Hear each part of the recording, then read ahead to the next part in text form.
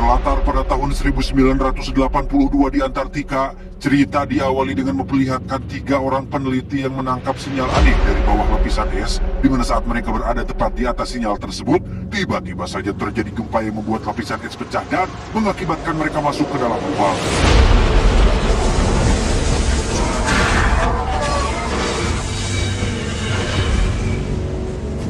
Beralih pada seorang wanita bernama Kate yang merupakan ahli paleontologi atau ilmu yang mempelajari tentang kehidupan masa lampau melalui fosil, di mana pada hari itu Kate didatangi oleh sahabatnya bernama Adam yang datang bersama dengan seorang ilmuwan bernama Dr. Sander.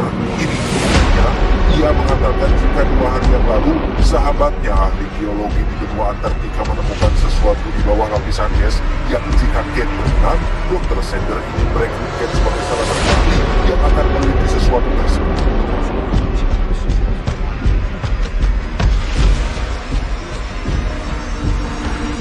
Awalnya Kate menolak karena masih punya tanggung jawab dengan pekerjaannya saat ini. Namun setelah Dr. Sander mengiming-iminginya dengan sebungkus nasi rames dan saldo Shopee Pay Later dengan limit tak terbatas, Kate pun setuju untuk ikut bersama mereka. Dipimpin oleh Carter sang pilot helikopter, Kate dan kawan-kawan pun langsung meluncur ke Antartika saat itu juga.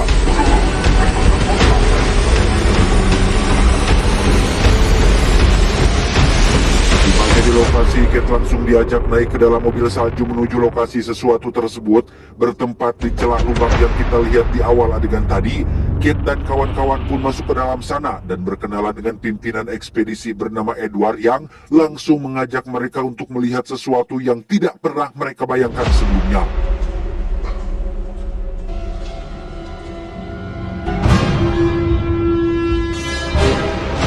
Dan inilah sesuatu yang dimaksud, sebuah kapal raksasa, kapal asing raksasa yang entah sudah berapa lama terkubur di dalam sana. Namun yang menjadi kejutan adalah tak jauh dari lokasi tersebut, para peneliti juga menemukan seonggok tubuh makhluk asing yang terkubur mengungku di dalam es.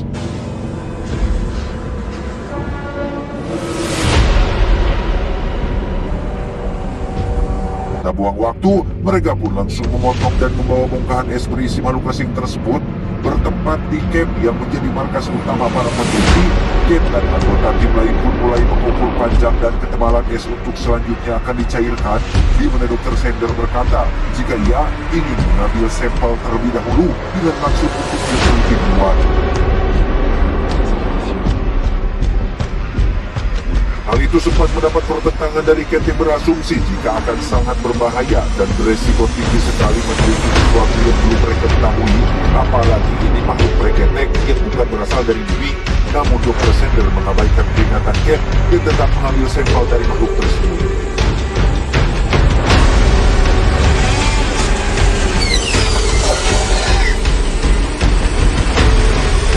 Selesai pengambilan sampel, Dr. Sander pun mengajak Kate ke belakang diberitahu agar lain kali jangan pernah menentang apapun perintah saya ya, apalagi di depan seluruh anak buahnya. Selain bisa menurunkan harga diri dan kredibilitasnya, itu juga berdampak pada kedisiplinan dan kesopan santunan, sehingga jikalau Kate masih ingin berada di tempat ini, maka tidak ada pilihan lain selain menuruti apapun perintah Kanjeng Sander.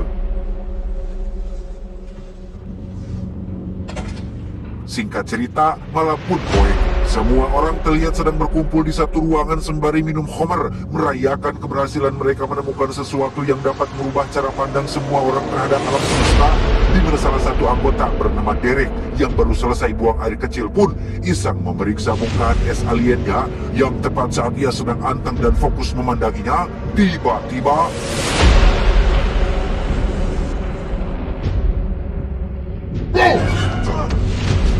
ya, si jangkar kehet bebaturan pun mengagipkannya dari belakang yang tak lama setelah siluman pergi.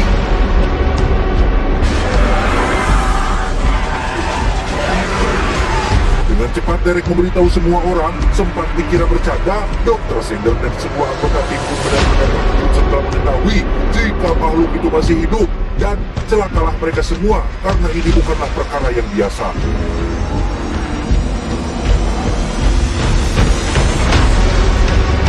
Sander membagi tim dalam 3 kelompok untuk mencari makhluk itu ke berbagai penjuru stasiun atau camp.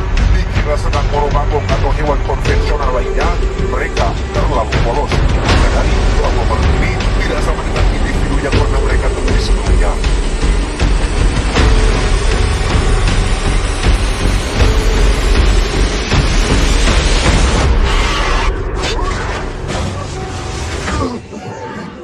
Dan ya, satu anggota tim bernama Hendrik pun ditarik ke dalam kolong, di mana rekannya yang bernama Ola pun langsung memberitahu yang lain. Naas, nyawa Hendrik tak tertolong setelah ia dimakan hidup-hidup oleh makhluk tersebut, sehingga tak ada pilihan lain, mereka terpaksa harus membakarnya.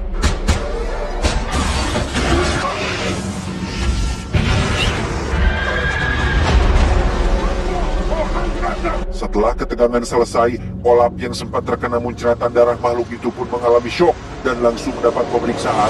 Sementara untuk makhluk yang sudah kosong terbakar, Cat dan tim akan melakukan pemeriksaan secara menyeluruh terhadap organ dalam dari makhluk tersebut.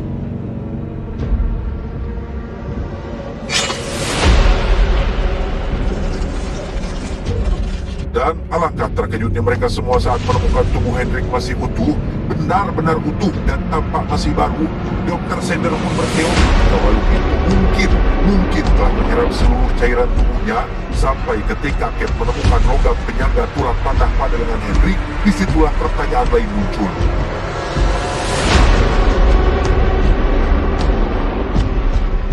Setelah dikonfirmasi, Hendrik memang pernah mengalami kecelakaan sekitar 1 tahun lalu dan harus menggunakan logam penyangga pada bagian lengannya.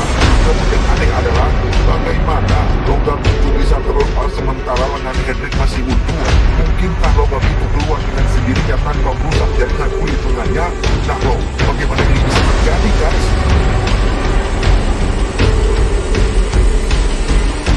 Penasaran dengan hal itu, Cat pun langsung memeriksa sampel darah Hendrik dan menemukan sesuatu yang menunjukkan jika sel-sel makhluk itu memakan sel Hendrik dan membuatnya menjadi baru, sehingga dapat ditarik kesimpulan bahwa makhluk asing ini dapat meniru atau menyalip apapun dan siapapun yang telah terkontaminasi olehnya. Keesokan paginya ketika Olaf akan dibawa pergi ke rumah sakit, Cat jadi curiga. Jangan-jangan si Olaf telah terkontaminasi darah alien sewaktu terkena muncratan darah semalam. Tak bisa asal menuduh tanpa bukti yang jelas, Cat pun tidak bisa berbuat banyak dan hanya bisa berharap semuanya baik-baik saja.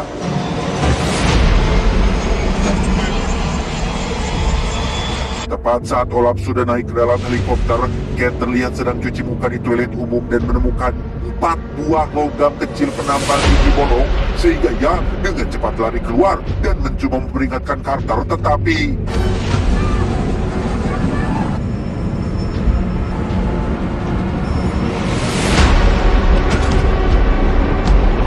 Olaf ternyata bukanlah yang tertular, melainkan ada anggota lain yang sempat terlibat kontak fisik secara langsung dengan makhluk tersebut. Tubuhnya terbelah dan mengeluarkan sulur hingga membuat helikopter jatuh di balik gunung.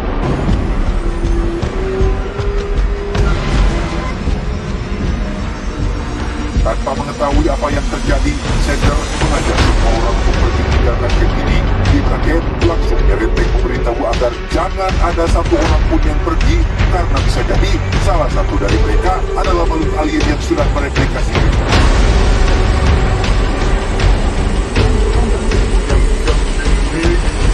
Sementara itu, Sender dan kawan-kawan tentu saja tidak percaya, sehingga Cat langsung menunjukkan dalam berupa logam penambal gigi bolong yang ia temukan. Namun tetap saja, Sender CS mengabaikan informasi tersebut dan akan tetap pergi meninggalkan tempat ini. Vous ne pouvez pas partir, vous ne savez pas à quoi on a affaire.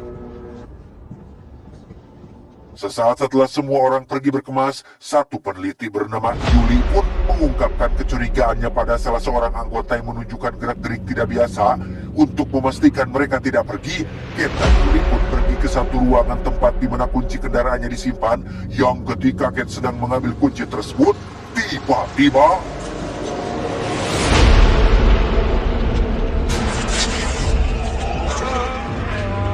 ya, ternyata Yuli sendirilah alien itu. Ia berubah menjadi monster yang tidak puguh rupa, sehingga Cat dengan cepat lari ke ruangan lain tepat saat ada seorang dokter baru keluar dari kamarnya.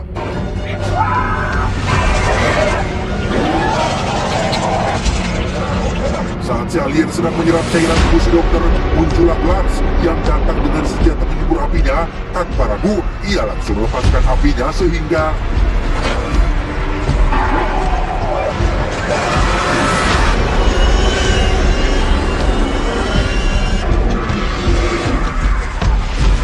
malam harinya, Cat dan kawan-kawan langsung membakar tubuh semua orang yang sudah terkontaminasi, berharap tidak ada penularan lagi.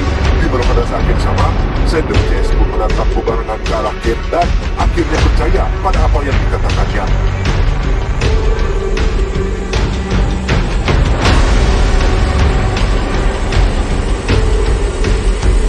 Dengan fakta bahwa warung ini bisa menyalip siapapun dan bersembunyi di dalamnya, mereka harus memeriksa darah setiap orang untuk memastikan makhluk itu tidak ada.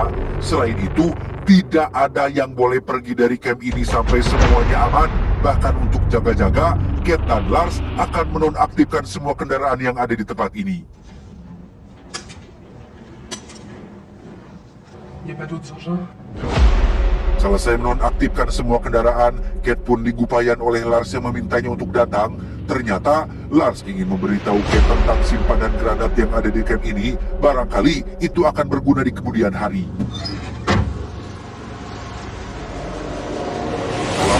Muncullah Carter dan Derek yang ternyata masih hidup setelah selamat dari kecelakaan helikopter. Tak bisa mempercayai mereka begitu saja.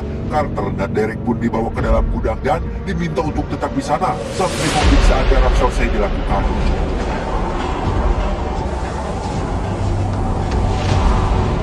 Adam sendiri terlihat masih memeriksa sampel darah setiap orang. Di mana saat ia keluar selama 2 menit untuk cari angin, ruangan itu tiba-tiba terbakar, termasuk sampel darah dan alat-alat yang ada di dalamnya.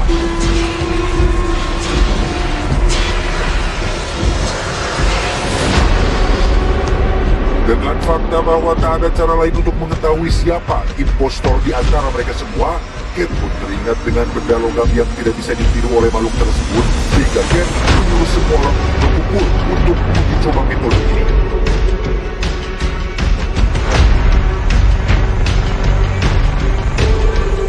Semua orang dewasa rata-rata punya gigi yang bolong akibat dari kebiasaan buruk makan segala macam kadang-kadang. Orang barat sana biasanya menambah gigi yang bolong dengan logam, sehingga tak sulit bagi Kate untuk mengetahui siapa impostor di antara mereka semua.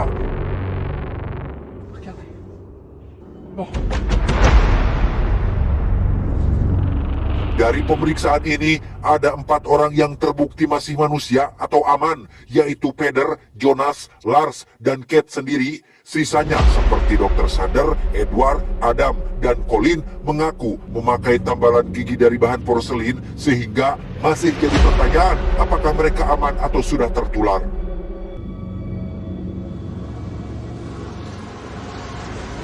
Kate pun teringat dengan nasib Adam dan Derek yang masih dikurung di gudang, sehingga Kate menyuruh Jonas dan Lars untuk bawa mereka kemari untuk memastikan apakah mereka berdua masih manusia atau tidak. Di mana saat Lars dan Jonas tiba di gudang, Adam dan Derek sudah pulang setelah kabur melalui lantai kayu yang dirusak.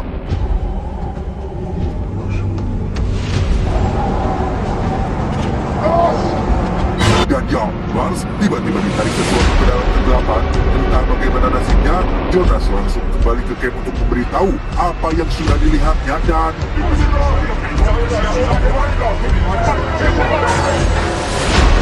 Ya, terdengar suara kaca pecah di belakang. Mereka bergegas pergi ke sana untuk memeriksa, yang ternyata itu adalah Adam dan Derek. Tentang bagaimana bisa menyebut api milik Lars ada pada mereka. Edward terus memprovokasi Peder untuk membakar mereka, sehingga Derek yang merasa terancam pun langsung melepaskan beberapa tembakan yang membuat Peder langsung mewak saat itu juga.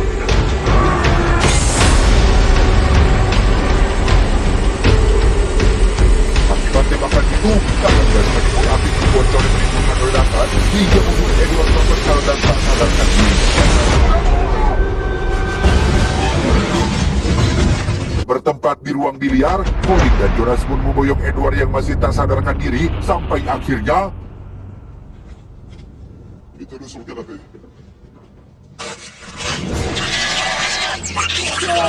Ya, Edward ternyata sudah terkontaminasi, di mana potongan tangan Edward yang menjadi alien pun masuk ke dalam mulut Jonas. Sementara untuk Edward, tubuhnya mengalami kejang hingga mengeluarkan semacam tentakel alien yang memanjang menyerang Adam dan Derek yang berada cukup dekat dengannya.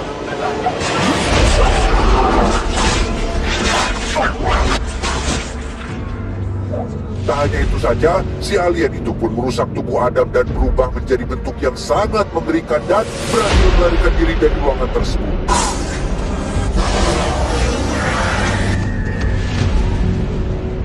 Karena Carter ngejedok saja, Kate pun mengambil alih penyembur apinya dan langsung membakar Jonas dan Derek yang sudah tak berdaya.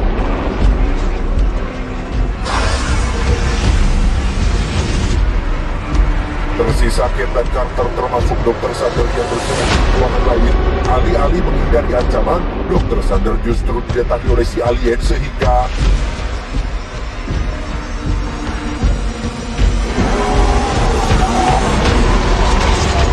lama setelah Kate dan Carter mendengar suara teriakan Dr. Sander, mereka pun didatangi oleh potongan alien yang sempat akan menyerang. Beruntung, Carter cepat tanggap dan berhasil mengkapar naga tersebut. Mereka kemudian mendatangi ruangan tempat Dr. Sander berada. Kate pergi ke ruangan kiri, sementara Carter pergi ke ruangan kanan. Yang tepat sesaat setelah mereka berdua terpisah, Carter didatangi oleh alien yang langsung menyerang dan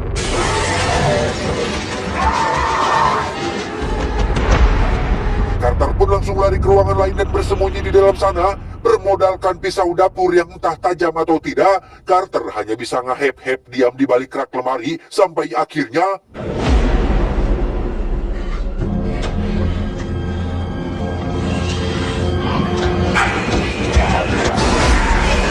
ya, muncul Kate dari belakang yang langsung membakar si alien hingga mendobrak dinding keluar dari camp tersebut.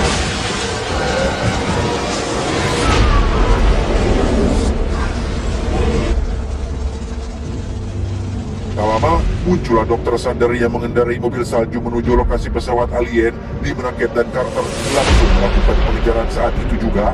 Dalam perjalanan menuju ke sana, Kate sempat menanyakan tentang kondisi Lars dan bagaimana Carter dan Derek merebut penyembur apinya.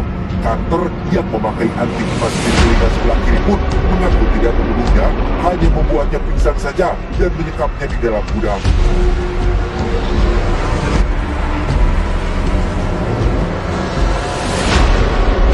Di lokasi pesawat alien yang bertempat di bawah lapisan es, Kate dan Carter pun berjalan tepat di atas pesawatnya dan tiba-tiba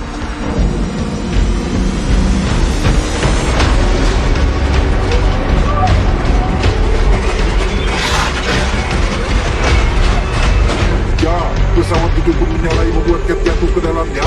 Kate pun bangun dan berjalan ke sisi lain dari pesawat tersebut hingga menemukan semacam hologram yang mengendalikan pesawat ini.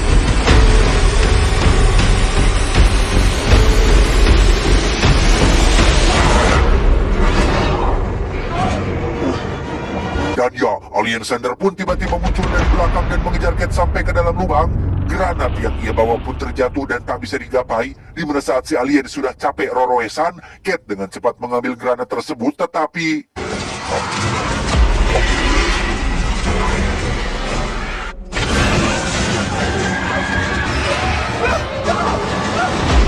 menyadari ada kesempatan, Kate langsung melepaskan pin granatnya, melemparkan granat itu ke dalam mulut aliennya, tepat saat Carter datang ke sana dan celingak-celinguk tidak jelas.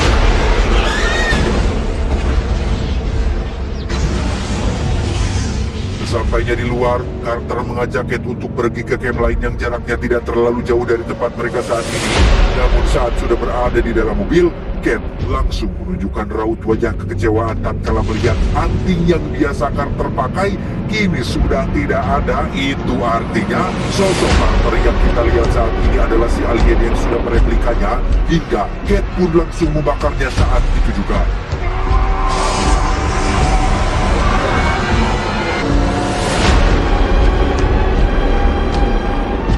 Kate pun pergi ke camp lain dan meninggalkan mimpi buruk ini. Sementara untuk Lars yang masih dikurung dalam gudang, akhirnya siuman tepat saat muncul itu pun yang datang esok paginya. Yang tak lama setelah Lars memastikan si pilot bukanlah alien, seekor anjing tiba-tiba saja keluar dari dalam camp dan berlari menuju ke dunia luar, sehingga Lars dengan cepat melakukan pengejaran dan mengakhiri anjing tersebut yang dianggapnya sudah terkontaminasi. Tamat ending yang cukup menegangkan.